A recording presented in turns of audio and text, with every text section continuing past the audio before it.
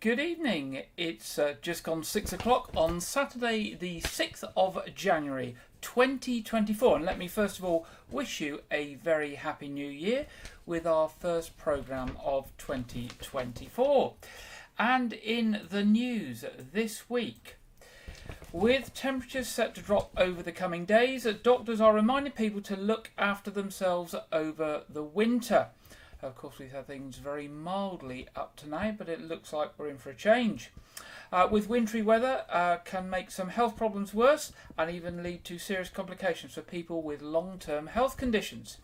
NHS Dorset is therefore offering the following advice to people to stay warm this January.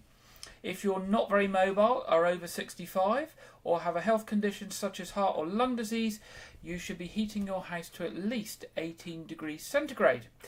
Keep your bedroom at 18 degrees centigrade all night if you can, and keep bedroom windows closed.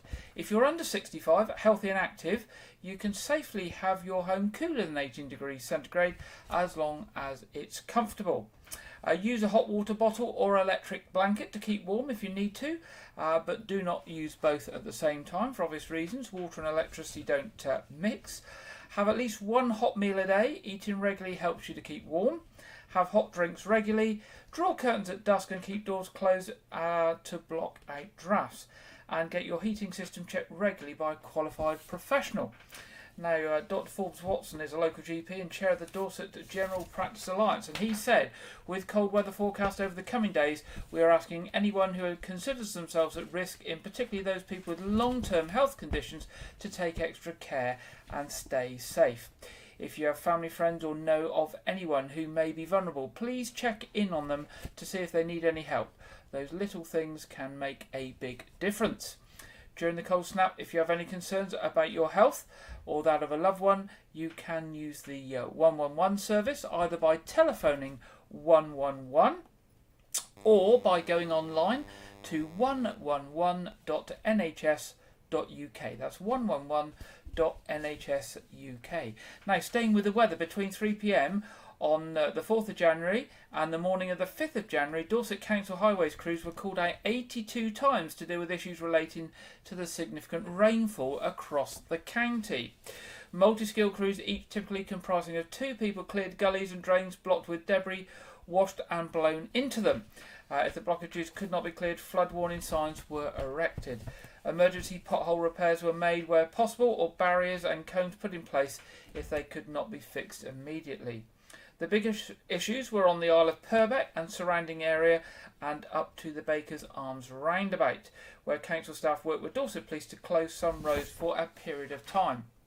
Now, the council's highways department say that crews are also equipped with chainsaws and were able to clear trees and branches, or to call upon contractors to deal with more dangerous or larger trees if necessary. Teams also attended at the request of Dorset Police road traffic collisions to clear debris and spillages and support traffic management as required. Now, flooding has caused damage across the highway network, including extensive damage to Shore Road, Swanage, and landslip material on the highway near East Lulworth Army Camp. This will require significant follow-up assessment and action, which will take some time to resolve. With the temperatures falling, Dorset Council gritting teams will be out in the coming days. Remember that on untreated minor roads, they may be icy after the amount of rain we've had recently. So please take time, take care on those necessary journeys, and drive to the conditions of the road.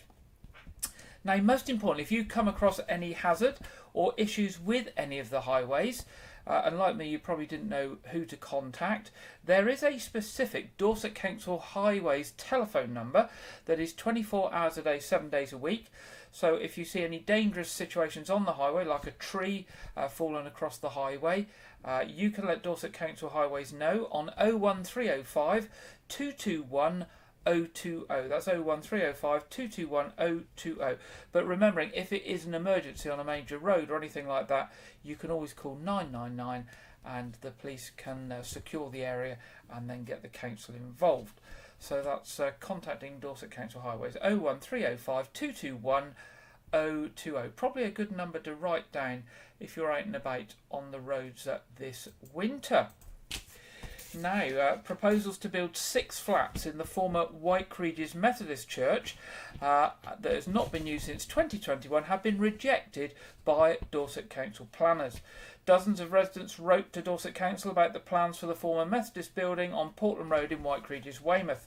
Concerns raised were mainly focused on the fear of it bringing in extra cars to an already congested area, as well as the size of the proposed flats. Dorset Council rejected the plans because of changes being proposed to the outside of the building and because it deemed the amenity space for potential residents unsuitable. At least one new side entrance was proposed with a flat roof rear extension used as a kitchen, likely to be removed because it's in poor condition. The site has only limited parking and limited open area around it, so there's no room for parking according to London-based Capital Securities Limited, who submitted the plans. The plans did include 8 secure cycle bays, including 2 charging points for electric bikes. Parking on nearby streets was already impossible, according to Weymouth Town Councillor Lucy Hamilton, who submitted a personal objection to the plans. She also said that whilst the proposed 1 and 2 bedroom flats might meet minimum space requirements, having only 4 flats would make the space truly livable. Dorset Councillor for the area Brian Heatley also supported residents' concerns about parking, although he also welcomed what he said was a good use of a distinguished building with a local need for smaller homes. So we'll just have to wait and see whether a new plan is submitted for the property in the future. Now, schools and communities are urged to make their new year a positive one by planting trees.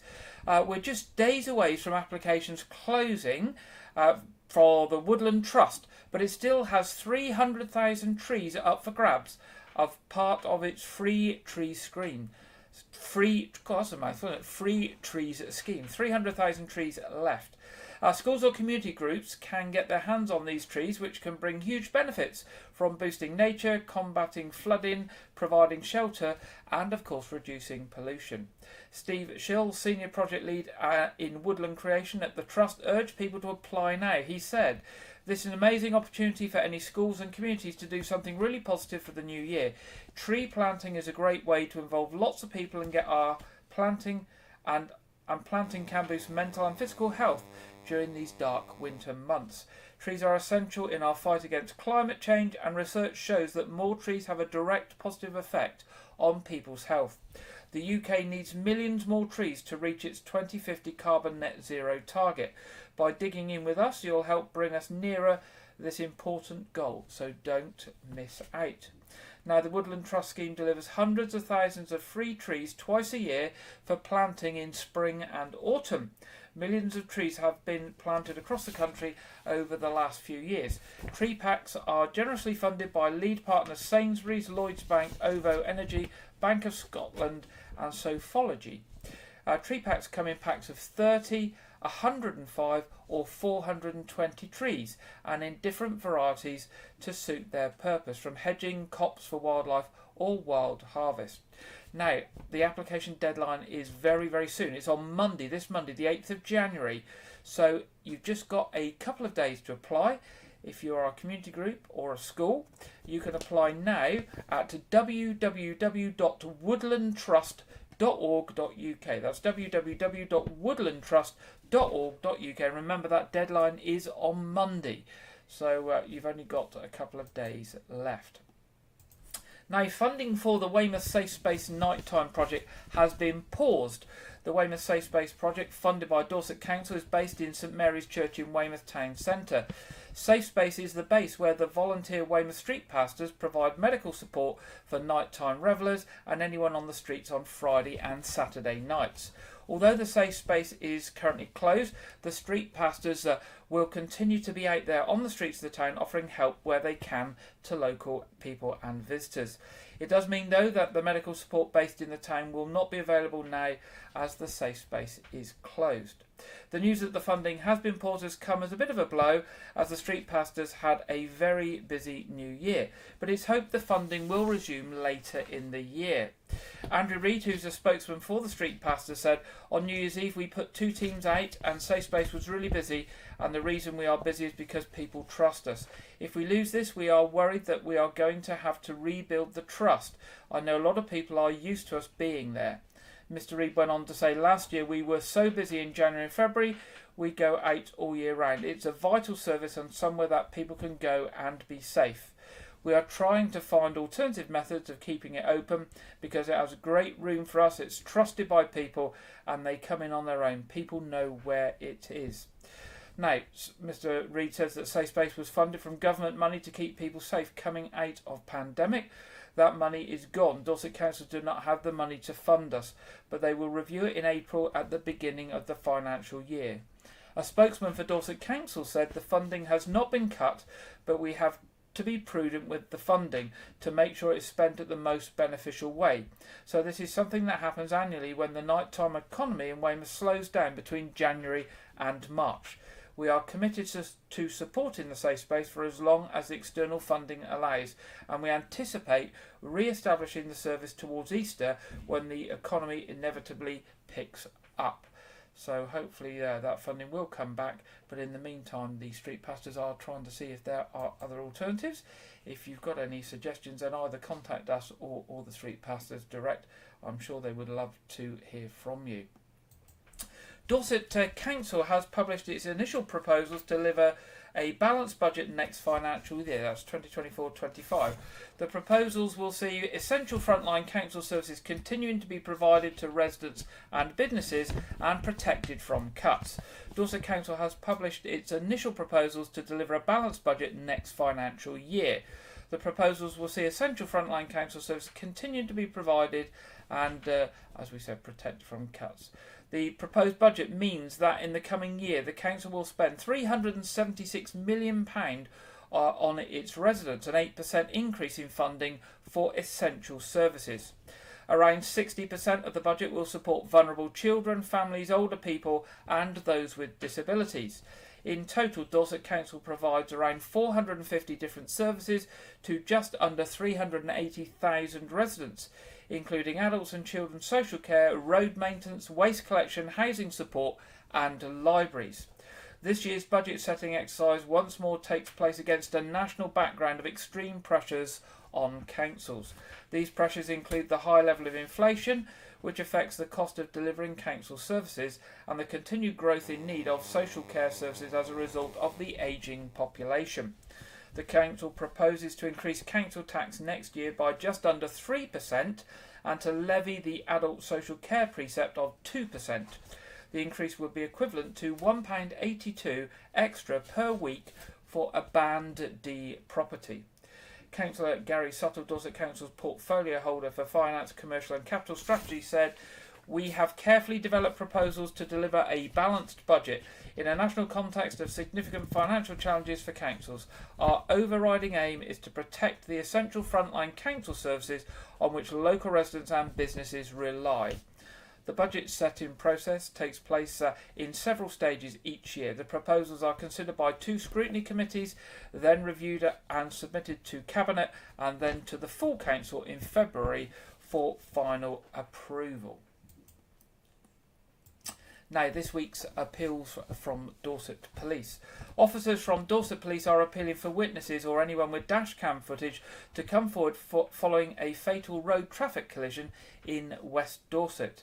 At 1:34 p.m. on Monday the 1st of January, Dorset Police received a report of a 3-vehicle road traffic collision on the A35 near Kingston Russell.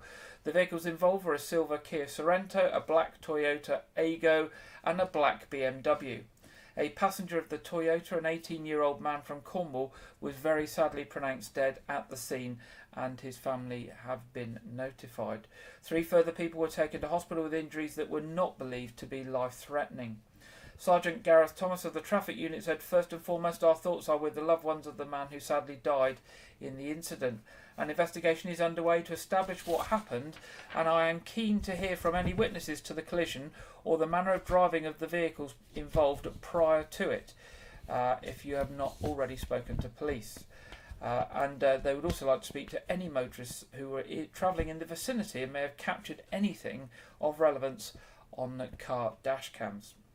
Now, officers are also appealing for witnesses and again for dashcam footage to come forward following another accident, this time involving a serious injury road traffic collision near Regis, unfortunately on the same day.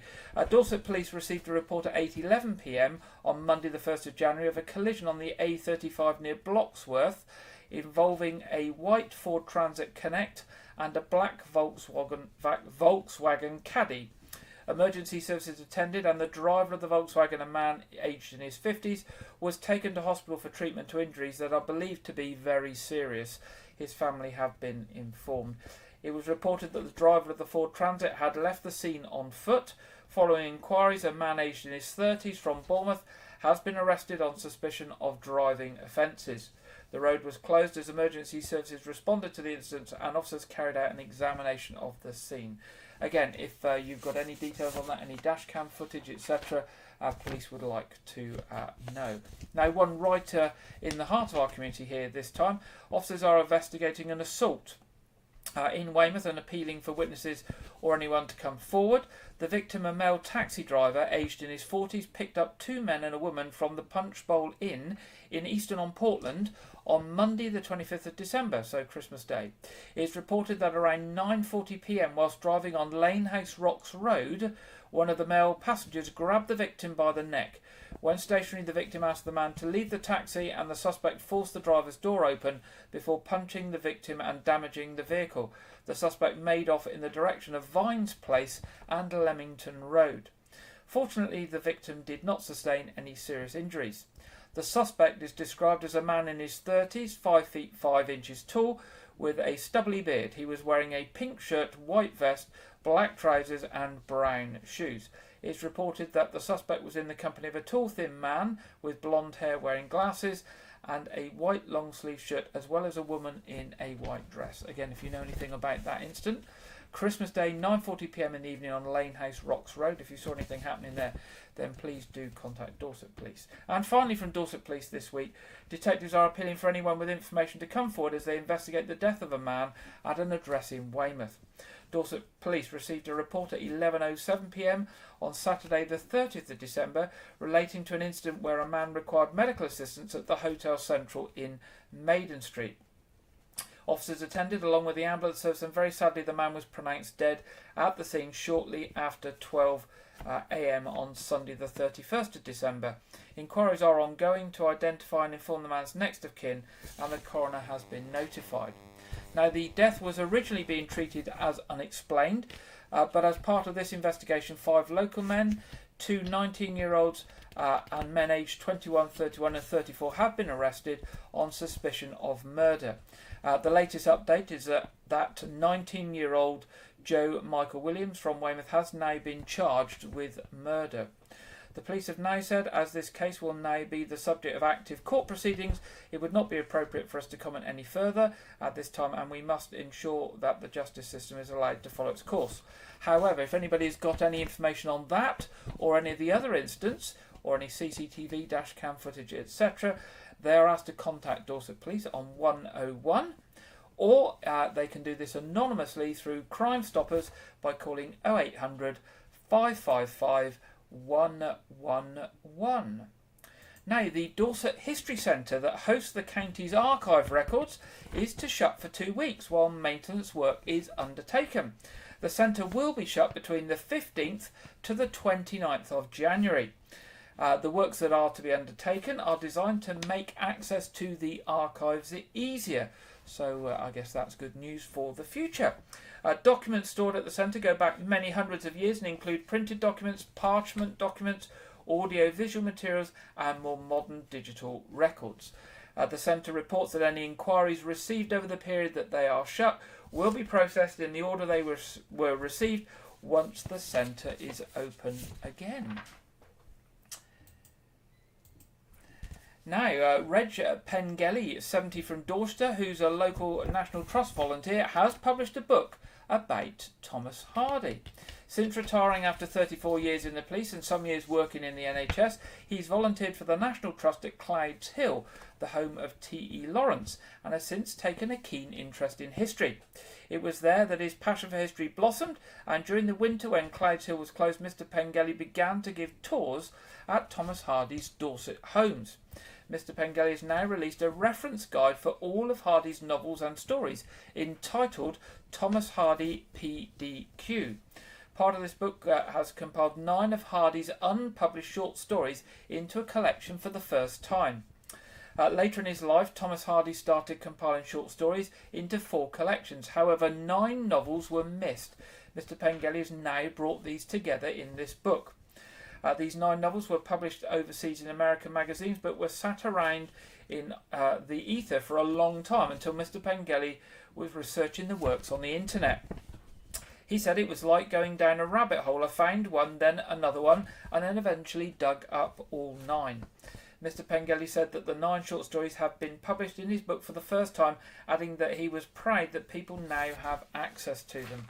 Now, the book is available for sale online from Amazon and can also be purchased from Dorchester's Waterstones bookshop on the High Street. So if Thomas Hardy is something that interests you, maybe that's a book to put on your birthday list, or just to treat yourself with a Christmas voucher, or something to read during the winter. Now, Church Street in Upwey will be closed for 4 weeks between its junction with Stottingway Street and Goulds Hill, a length of approximately 850 metres. The closure will start on Monday, that's the 8th of January, and is expected to be completed by Friday, February the 2nd. The closure allows Wessex Water to carry out sewer renovation works to prevent infiltration, which is when groundwater seeps into the sewer. The alternative route, which will be signposted, is as follows: the B3159 to the C53 to the A354 to the B3159. So if you know your road numbers, that all will make sense. If it doesn't, it will be it will mean nothing to you. So you'll just need to follow the signs. I'm sure if you're local to that area, you will know all about this, but of course it is a common cut-through route to people getting to the back end of Dorchester and Poundbury. So just be aware that that is going to be shut for a period of 4 weeks. Now, other news. Electrical retailer Currys has announced that it will close their Weymouth store based at the Jubilee Retail Park in Weymouth on Friday the 1st of March. Staff at the Weymouth store have been made aware and have been offered to be redeployed to stores in Dorchester or Poole. A Curry spokesperson said, "We can confirm that our Weymouth store will be closing on March the 1st as the lease comes to an end. Colleagues impacted have been made aware of this decision and will be redeployed to local stores such as Dorchester or Poole if they wish.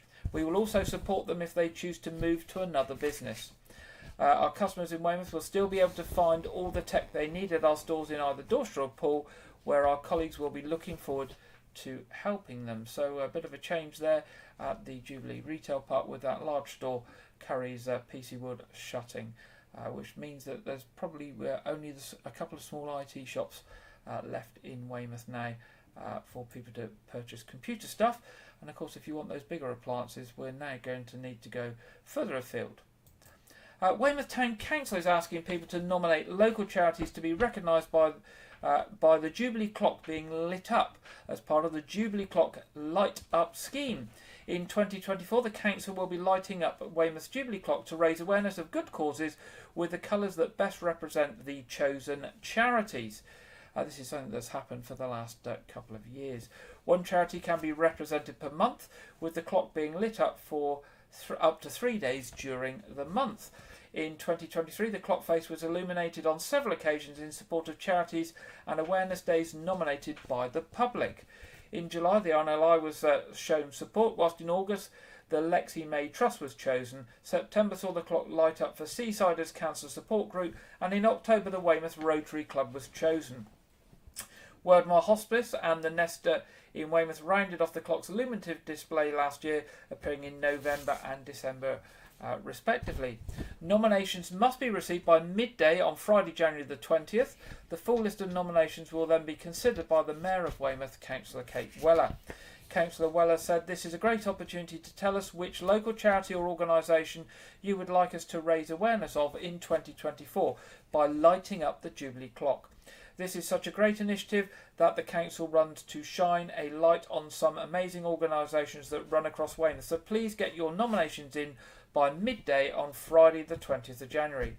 Residents can nominate any local charity or organisation that benefits Weymouth and its different communities by completing a short form online, and if you go to the Weymouth Town Council website you'll be able to find the link to that." Now, puppets that we'll probably all remember, whatever age we are celebrating their 75th year in 2024. The Sooty Sweeper and Sue Show is coming to Weymouth Pavilion on April the 12th as they celebrate their 75th anniversary. And they've been coming to Weymouth for many, many years, in fact. There will be 2 shows on the day, with a matinee show at 11 a.m. and an afternoon performance at 2:30. A spokesman for Weymouth Pavilion said Sooty Sweep and Sue are planning a very special birthday party to celebrate the show's 75th anniversary, and everyone is invited. The party preparations are well underway. Sooty gets messy with baking the birthday cake, Sue's trying to find the perfect party dress, and Sweep's practicing his dance move and needs some boys and girls to join in with musical statues. With buckets of audience participation and gallons of giggles, this spectacular celebration of the longest running children's television show in the world will delight Sooty fans old and new, and is a must-see treat for the whole family. You can get more details and obviously tickets on the Weymouth Pavilion website at weymouthpavilion.com. Now, local construction materials and recycling services firm is expanding its West Dorset operation with the acquisition of Doonans from Weymouth, based in Lynch Lane. Avon Materials Supplies, or AMS, is expanding its concrete and aggregate services with the acquisition of Harold Doonan Building Materials Limited, known as Doonans, of Weymouth. AMS specialises in ready-mix concrete and building materials across Dorset, Somerset and West Hampshire, and is looking to expand its business into West Dorset. James Howarth, who's the managing director of AMS, said this acquisition is an important part of our business desire to strengthen its operations in the west of Dorset, and will perfectly complement the existing services we currently offer in the area, which includes the supply of concrete, construction aggregates and waste management services. From my time working with Harold, I'm confident we have acquired a successful business with a long history of providing fantastic services to the businesses and people of Weymouth and the surrounding areas. We're looking forward to continuing and building upon the great work Harold and his team have been doing over the last 3 decades. Now, as I say, 3 decades. Established over 30 years ago, Doonans is a family-run business that has been built a strong reputation for their expertise, reliability and commitment to customer satisfaction. Harold Doonan himself, managing director and founder of Doonan, says, "I'm delighted that the business my family and I have worked so hard to build up over the last 30 years will now be able to enter a new chapter under the ownership of Avon Material Supplies, a business we have admired for many years." And finally, a well-loved pantomime is returning to Weymouth this January. Dick Whittington will be performed by Weymouth Drama Club, the first pantomime the company has staged for a few years. The traditional story sees penniless boy Dick travel to London with his cat to seek his fortune. Along the way he meets Alderman Fitzwarren, his daughter Alice and Dame Polly Pudding, and her lazy assistant Jack. Meanwhile, King Rat, with partners in crime Wormtail and Rapunzel, passionately pursue Dick on his adventures in order to steal his fortune. The Club produces a variety of productions covering different genres, from Shakespeare and Agatha Christie to physical theatre and children's classics. Simon Rains, who's the chair of Weymouth Drama Club, said Dick Whittington will be feast for all the family at a knockout price. The directors, Antoinette Richards and Jackie Trent, have a wealth of pantomime experience, having played principal roles for the club and directed previous pantos. The pantomime will be performed on January the 19th and 20th at Weymouth Bay Methodist Church. Tickets are £12 for adults and £5 for under 12s. They can be purchased online at www.weymouthdramaclub.com. That's www.weymouthdramaclub.com. And that's the end of our headlines tonight.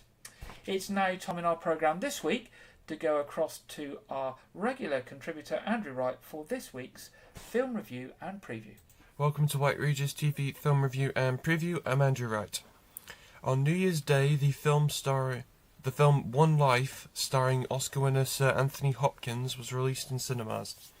The film is a biographical drama film and revolves around the true story of Nicholas Winton, a British stockbroker who visited Czechoslovakia in the late 1930s and formed plans to assist in the rescue of Jewish children before the onset of World War II, in an operation that came to be known as Kindertransport.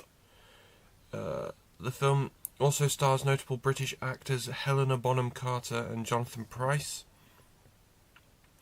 The film is the feature film directorial debut of British director James Hawes, who gained prominence as a TV director, directing for Doctor Who, as well as directing a documentary starring the then Prince Charles.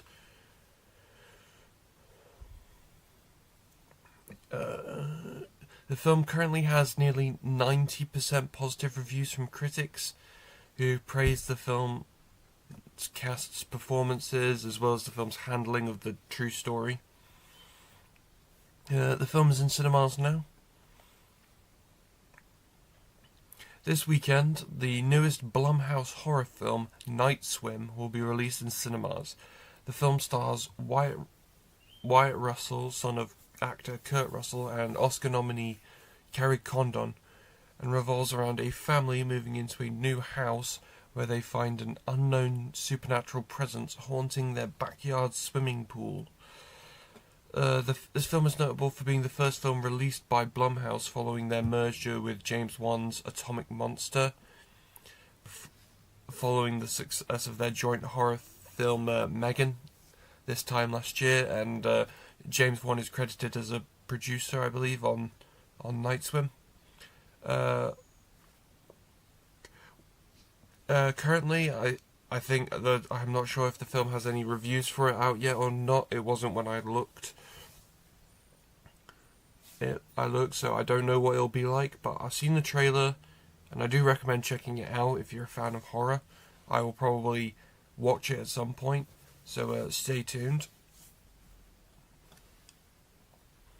As the calendar has rolled over into 2024,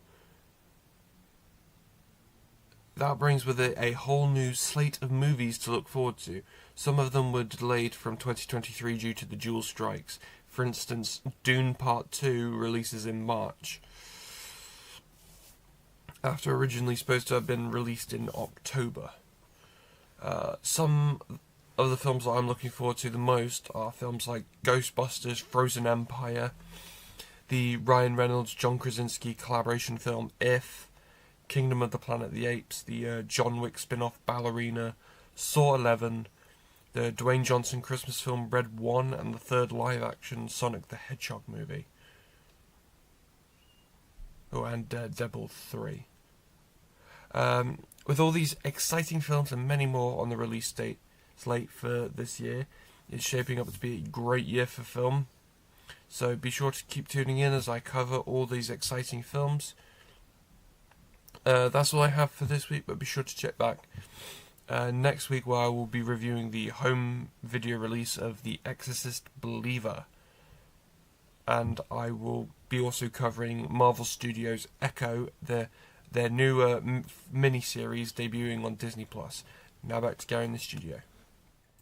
Thank you very much there, Andrew, and certainly that film One Life with Sir Anthony Hopkins in has had a lot of media coverage this week.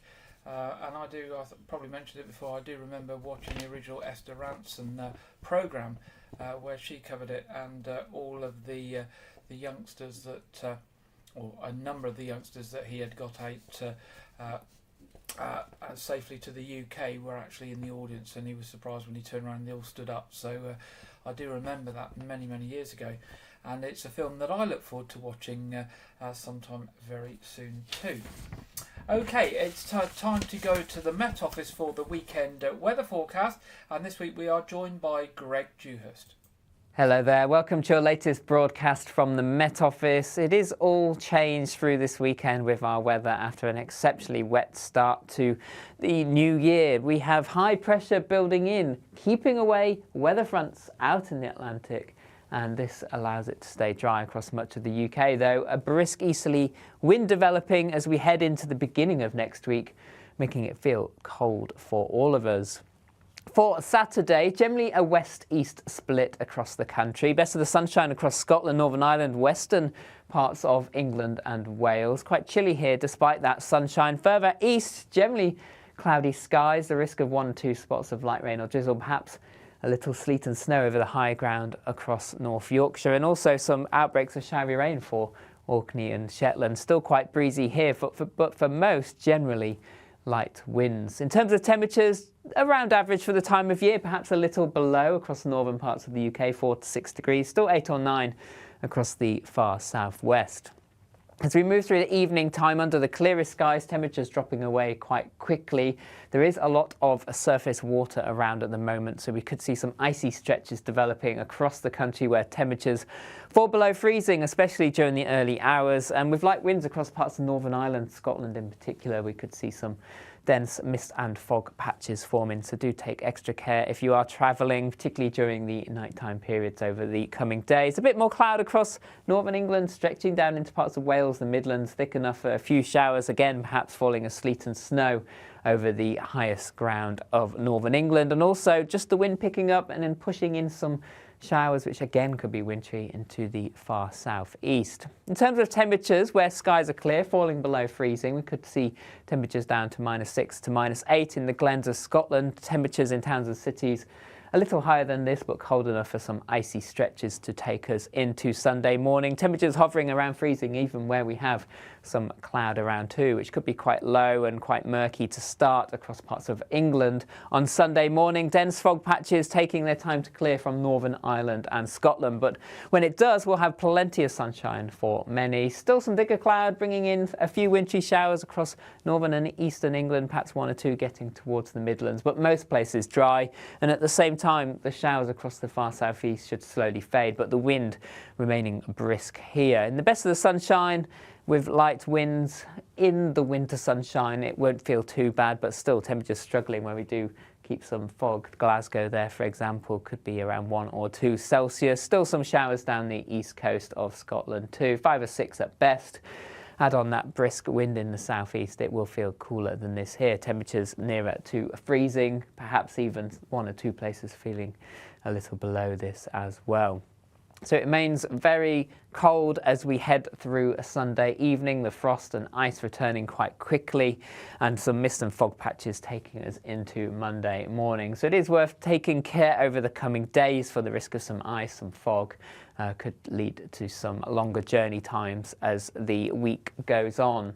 So if you'd like more information on the weather over the rest of the weekend and into next week, you can follow us on our social media channels. See you again soon. Thank you very much there, Greg, for the weekend weather forecast. And looking at the local weather, here we go. It has changed, as you can see. There's none of those little drippy things that we've been having for many, many, many weeks. And the numbers are much lower. So, sunny spells, clear days, colder temperatures, and frost coming in overnight. And I think the long range forecast is for quite serious sub-zero temperatures in about 10 days time. So make sure you get those warm coats out and those gloves out, and get ready for those lower temperatures coming our way. Now looking at the what's on, Weymouth Pavilion, 12th of January the Big Country Show, 19th of January Queen Rhapsody, 20th of January the Rolling Stones Story, 21st of January Spirit of the Dance, and 26th of January Thank You for the Music and ABBA Tribute. WeymouthPavilion.com is the website as ever, and the box office 01305 783 225, 01305 783 225. The Nose Fort is currently shut for the next 4 or 5 weeks, but do pop along to their website, nosefort.org.uk, to find out when they are reopening and what they have in store. Now, coming up to Arts Reach, a new programme is published. I mentioned that last week, and if you want to get them to send you a programme direct by post, pop along to their website, artsreach.co.uk, and you can get them to send you the full programme. But just the highlights for our side of the county. 12th of January, Old Baby Mackerel, which is bluegrass music at Portersham Village Hall. 19th of January, Fragments, Project Dance Company at Buckland Newton Village Hall. Sunday the 21st of January, Wild Visions, Untamed Myths, Storytelling at Cerne Abbas Village Hall. And Friday the 26th of January, an evening of very old radio at West Stafford Village Hall. And I think I mentioned that last week, performed by Paul Carenza, a British Comedy Award-winning writer, wrote programmes for Miranda and Not Going Out, so, quite very well-known programmes. He's a comedian and broadcast historian, so you can expect tales, clips and reenactments of Auntie Beeb's earliest landmark moments, including the first BBC broadcast, the first children's drama, sports commentary and much, much more. As we say, artsreach.co.uk for more details of what they have coming up. Looking at church services in Wyke Regis this weekend, Communion 8 a.m. at All Saints Church tomorrow. Cafe Church, the more family-friendly, informal short service at 9:30 tomorrow at All Saints Church, and a communion service again 11 o'clock at St Edmund's Church at Lane House. We have our quiz programme coming up very, very shortly. Where are we? It's 18:40 now, so in about 40 minutes or 50 minutes maybe, 50 minutes. At 7:30. Feed will go live about 7:20, so people can find it and get themselves sitting comfortably. Everybody is welcome. It's free, it's family friendly, and available for all, and be pleased if you join me for that. That brings us towards the end of this week's programme. Just for me to say, if you've got any news or events or stories or anything else to let us know about, the email as ever is news@wykeregis.tv, news@wykeregis.tv. We would love to hear from you.